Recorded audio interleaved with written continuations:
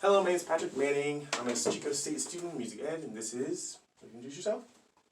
William Olajime. He has no musical experience prior, so he's never played any music instruments. So we're just going to talk about how to assemble a bassoon, how to, the pieces that are involved, as well as the different embouchures we can have, and the musical notes we can play by covering each hole. Cool. Well, you ready? So the first thing we're going to do is we're going to unzip the bassoon case from both sides.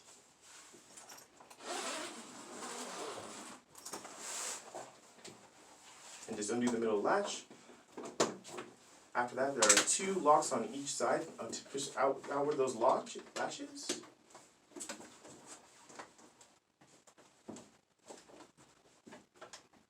And start with the latch first.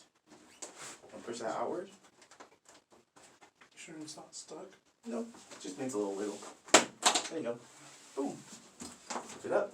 Cool. After that, we're going to take the top piece, this is going to call the boot joint. Alright, and we're going to grab it where the whole end is up top, not the bottom. After that, we're going to grab the tenor piece, which is right below that. The tenor joint. Make sure the wooden part's on the bottom. And then we're going to twist it right on.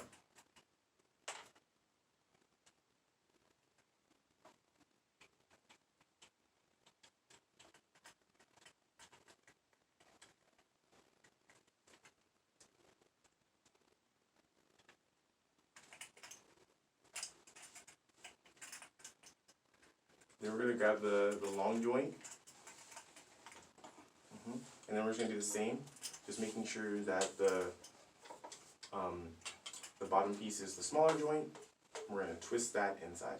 That's going to be the end that we're going to twist inside. Being very careful, make sure this is a very expensive instrument, costs over about $1,500, so make sure you're very delicate.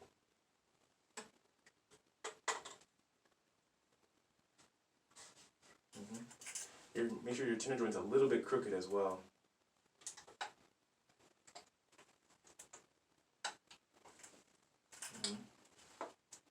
Being careful.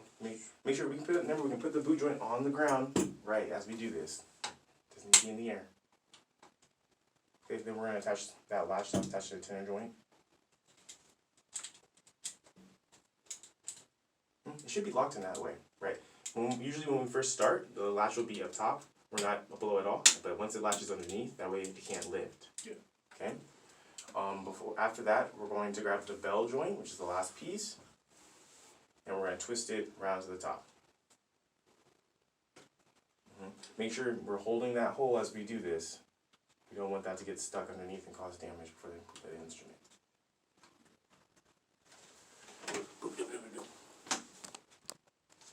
Okay, for sure. So after that, we're going to grab the little little bar down there. It's called the bocal. So we're going to grab that little bocal right in the case, right there.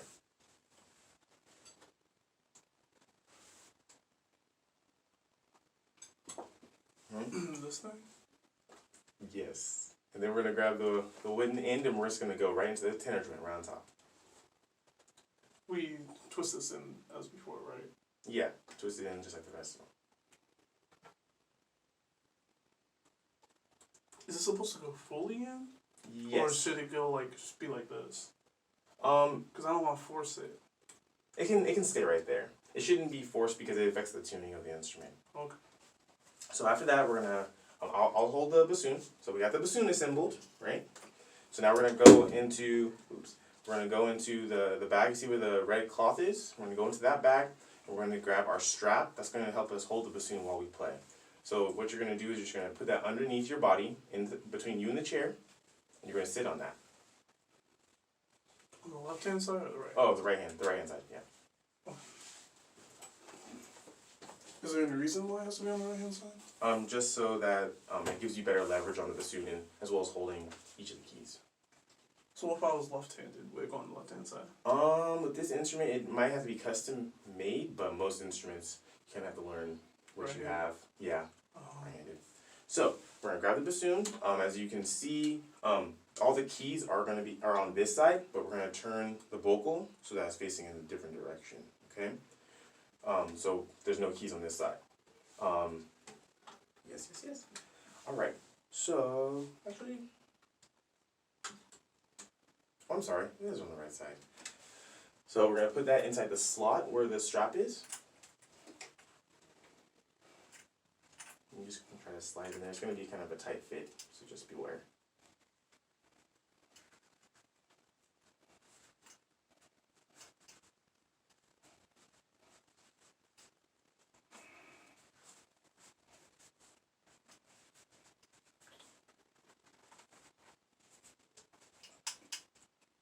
Cool.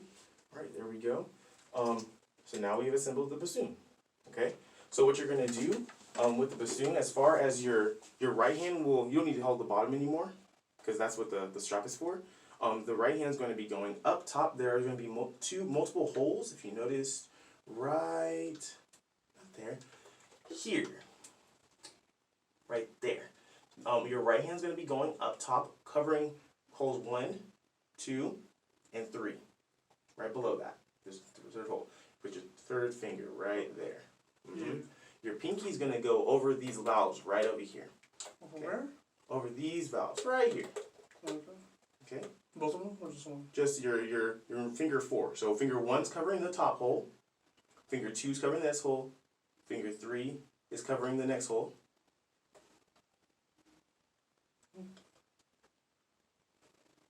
Like this? Mm-hmm.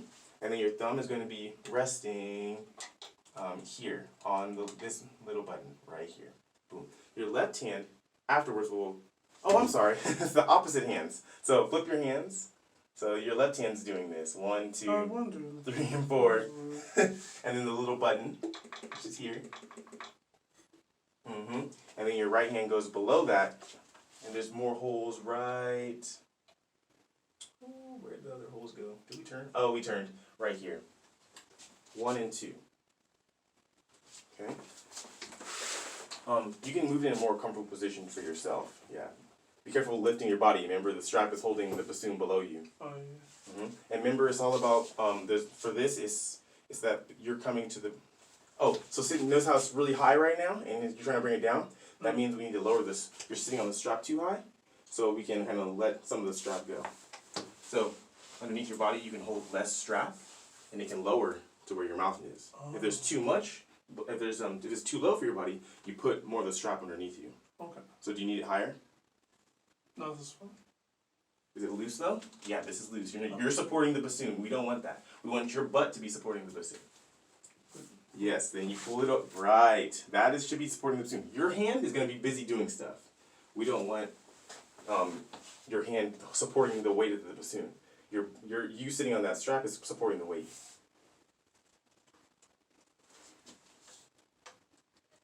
Okay, so we have fingers 1, 2, and 3 over holes, right? Yeah. It's over a hole? Yeah, right there.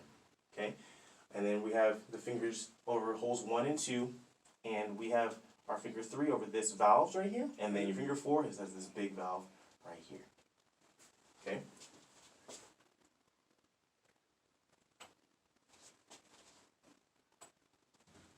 Yeah. Just watch your finger. You might want to bring it down again too.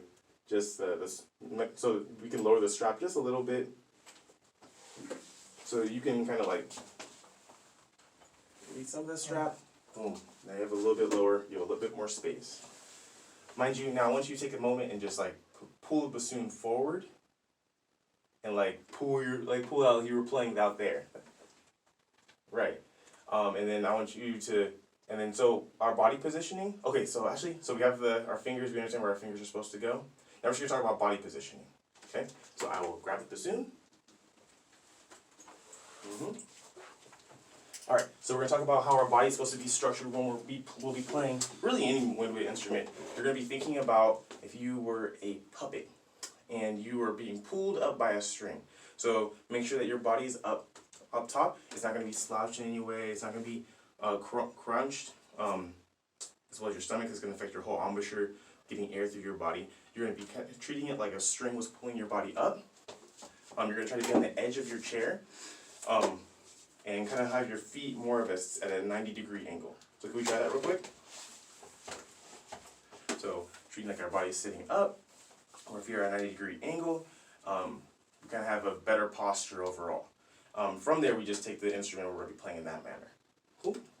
Okay, before we kind of like venture on the instrument and like start playing notes, there's only one more thing we need to go over, and that is going to be actually making noise. This is not where you're going to be blowing through for a bassoon. There's a thing called a reed. The reed is kept inside the case. It's below the red handkerchief. So just underneath that, there should be a reed in a little glass case. Boom! There's the reed. So what you're going to do is you're going to open that up.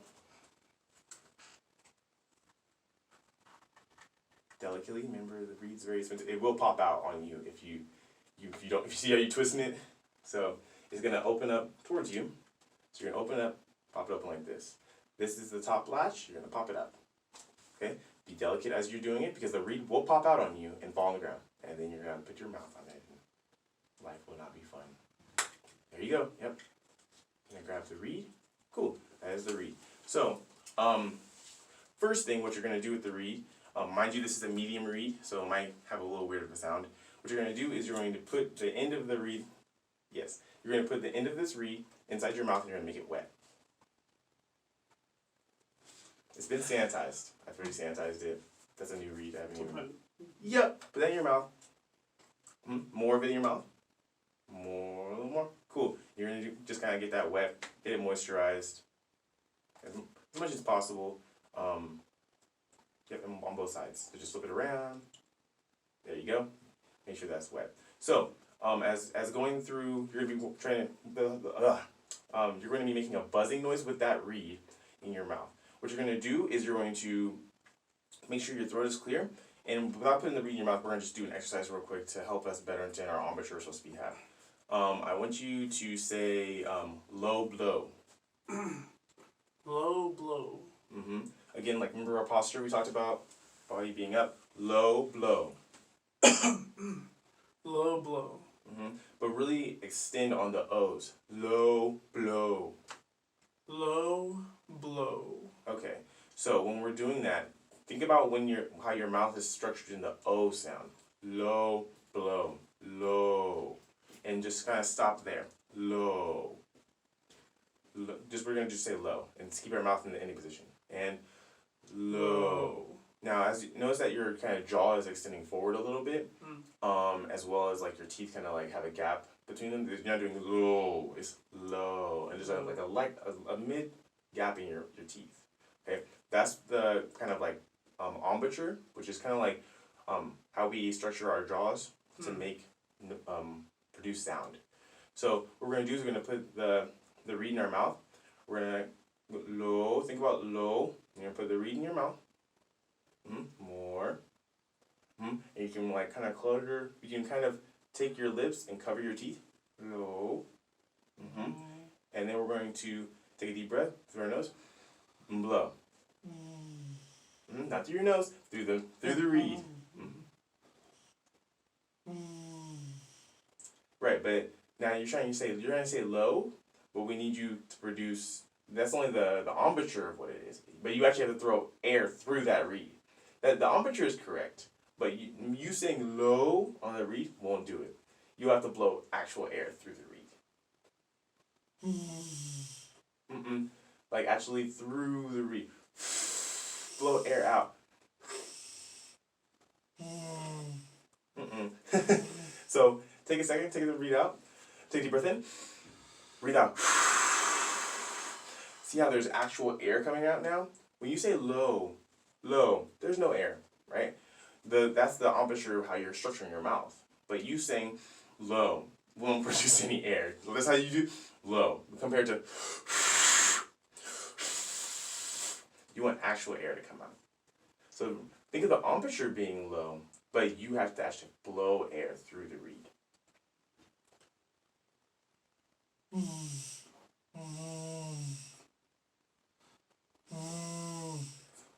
Cool. Also think about, are you teething this? Nope, not teething. We just have to make sure that take your hand and put it at a good distance away from your mouth, and think about getting air to that hand.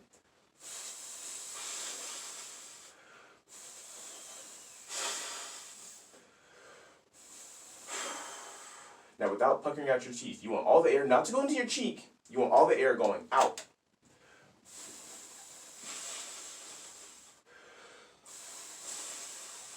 And then the reed, same exercise. Take a deep breath in. Read in. Nope, no. Was there any sound when you were doing that before? See the difference?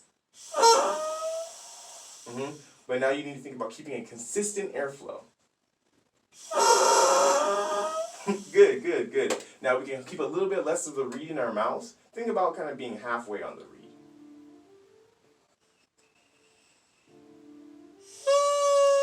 Yes, there you go. But we want that more consistent. One more time.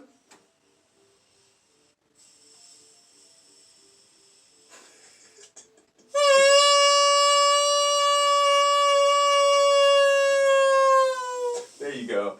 So pretty much with this, with oboes and with any wind instruments, it's all about keeping a consistent tone within the reed, right? That's how most of the notes are being produced.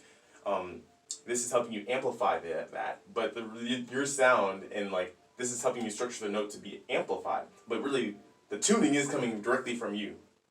So that's the idea with the reed. So what we're going to do now is we're going to take the oboe, we're going to put it back onto you. The first thing we're going to do, however, is we're going to take the purple end of the reed, we're going to put it right onto the vocal cord. Just wiggle that on there, just with everything with the oboe. It's a nice little wiggle, and we're good. And we should be fine. All right, and then we're going to put this right underneath you again.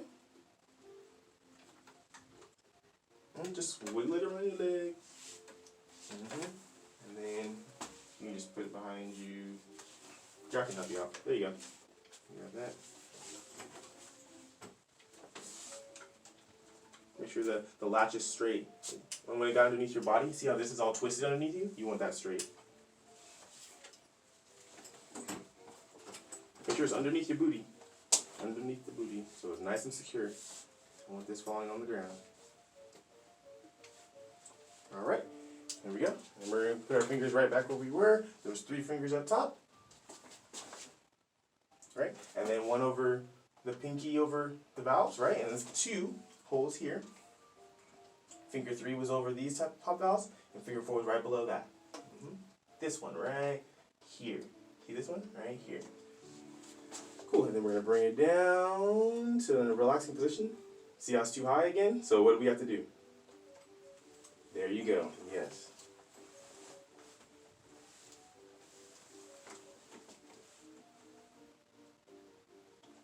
Okay, we're good? So what we're going to do, we're going to learn our first note real quick. The only note that we're going to be playing right now is going to be an F note, okay? Only thing that requires is that none of the holes need to be covered at all. The only thing that needs to be pressed down is your left thumb on that one chord, on the chord on the back. So that bottom note right here, that one that you're pressing, press right this one, okay? That is going to be your F. You don't have to cover any of the holes except that note. Remember the same, let me turn this a little bit. Remember the same amount of air, producing the same quality of air all the way through. Remember, you don't have to breathe into the reed either, because then you're just taking air out of the oboe, the bassoon itself. So.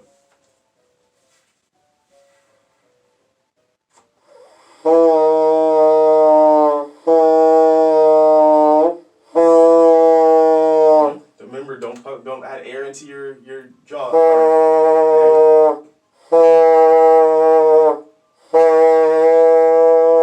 There you go.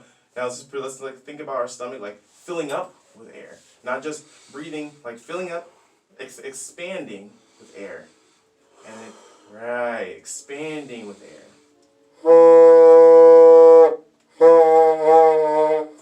There you go.